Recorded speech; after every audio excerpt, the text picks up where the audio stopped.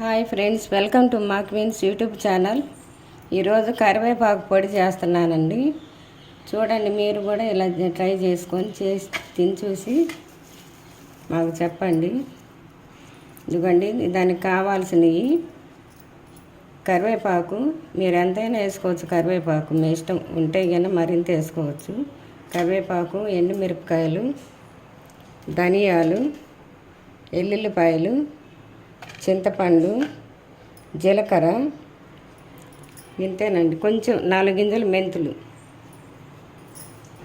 ఇవ్వండి కొంచెం మెంతులు, ఇవి సరిపోతాయి. మరి ఎక్కువ వేస్తే చేదు వస్తుంది కారం. మెంతులు, కరివేపాకు, ఎండుమిరపకాయలు, ధనియాలు, ఎల్లిపాయలు, మెంతులు, చింతపండు, జీలకర్ర. దీనికి కావాల్సిన పదార్థాలు: కరివేపాకు బాగా శుభ్రంగా కడుక్కొని 3-4 సార్లు ఇలా వేయించుకోవాలి. ఆరబెట్టుకుంటే తొందరగా వేగిపోద్ది. అవి కడిగి అట్లానే ఉంచాను. ఇలా వేయించుకొని మరి కడిగి శుభ్రంగా ఉదయం పూట ఆరబెట్టుకుంటే మధ్యాహ్నానికి ఆరిపోద్ది. సరిపోద్ది, చేసుకోవచ్చు. ఇలా వేయించుకోవాలి. కరివేపాకు ఇది కళ్ళకు కూడా, కంటి చూపుతుంది, మంచిదండి. పిల్లలకి, పెద్దవాళ్ళకి, అందరికీ అరుగుదలకు మంచిది. జీర్ణశక్తి బాగుంటుంది దీనికి. జుట్టు కూడా రాలకుండా ఉంటుంది కరివేపాకు పొడి తింటే. అంటే మినపప్పు వేసుకోవచ్చు, కానీ అవి వేయట్లేదు. నేను అచ్చం కరివేపాకుతోనే చేస్తున్నాను. చాలా బాగుంటుంది కరివేపాకు పొడి. పిల్లలకి మోషన్ కూడా ఫ్రీ అవుద్ది. అడిగి బాగా జీర్ణమయ్యి. తప్పనిసరిగా చేసి పిల్లలకి పెట్టండి. ఇడ్లీ, అట్టు, ఉప్మాలలో కొంచెం నెయ్యి వేసి పెడితే కానీ బాగా తింటారు ఇష్టంగా. ఇట్లా అంటుకొని ఉంటాయండి. కడిగినప్పుడు ఇట్లా తీసుకోండి ఆకులు. తడంతా బీట్ చేస్తే చాలు. ఆరబెట్టుకుంటే తడి ఉండదు కాబట్టి కొద్దిగా వేయించుకుంటే సరిపోద్ది. ఎందుకంటే కొద్దిగా పచ్చిగా ఉంటేనే బాగుంటుంది.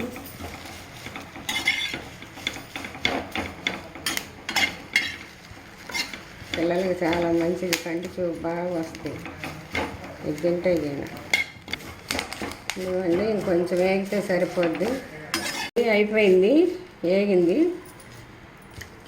ఇలా తీసేసుకొని కొంచెం ఆరిన తర్వాత వేసుకోవాలి పొడి. మిక్సీకి వేసుకోవచ్చు, లేదంటే దంచుకుంటే దంచుకోవాలి, మీ ఇష్టం. వేసుకున్నాను.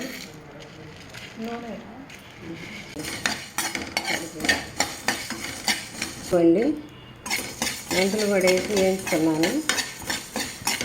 మీరు విడిగానే వేయించుకోవచ్చు, లేదా ఇందులోనైనా వేయచ్చు, మీ ఇష్టం.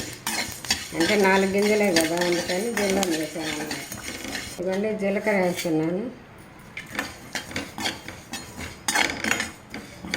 ఇది వేసుకుంటే ఇట్లానే మినపప్పు, పచ్చిశనగపప్పు అవి కూడా వేసుకోవచ్చండి దీనిలో. కాకపోతే నేను అచ్చం కరివేపాకుతోనే చేస్తున్నాను. అవి ఒకరోజు చేస్తాను నేను. కారప్పొడి ఇంతకుముందు పెట్టాను మీకు. చింతపొడి ఇదిగోండి, ఆయిల్ వేసాను కారపొడికి, ఎండుమిరపకాయలకి.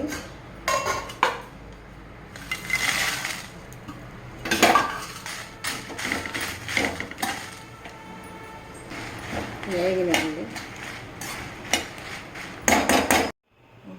ఇవ్వండి, ధనియాలు, జీలకర్ర, మెంతులు 3 రకాలు కలిపి వేయించాము. అంటే విడివిడిగా వేయించి మొత్తం కలిపేసాను అనమాట. ఇప్పుడు ఇవి మిక్సీకి వేసుకోవాలి. ఇవ్వండి, చింతపండు. ఇవ్వండి, ఎండుమిరపకాయలు. చింతపండు వేసాను, ఇప్పుడు ఎండుమిరపకాయలు వేస్తున్నాను. ఇవ్వండి, సాల్ట్.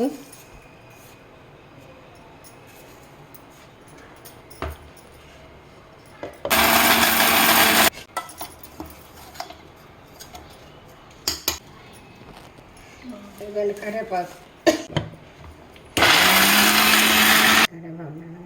ఇవ్వండి, ఎల్లుల్లిపాయలు.